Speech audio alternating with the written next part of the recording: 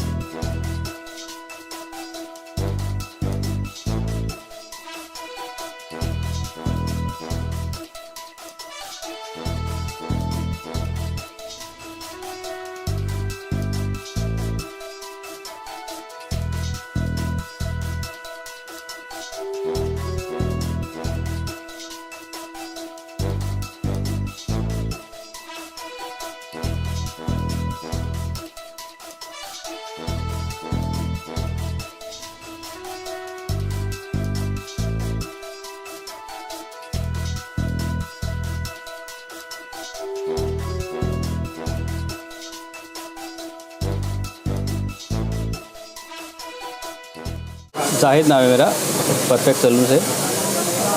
क्या चोरी की घटना क्या हुई यहाँ? चोरी घटना, मैं सुबह जब आया ना 8 बजे, तो मेरा ताला टूटा हुआ था, तो बाद में पता चला कि मतलब चोरी हुई है।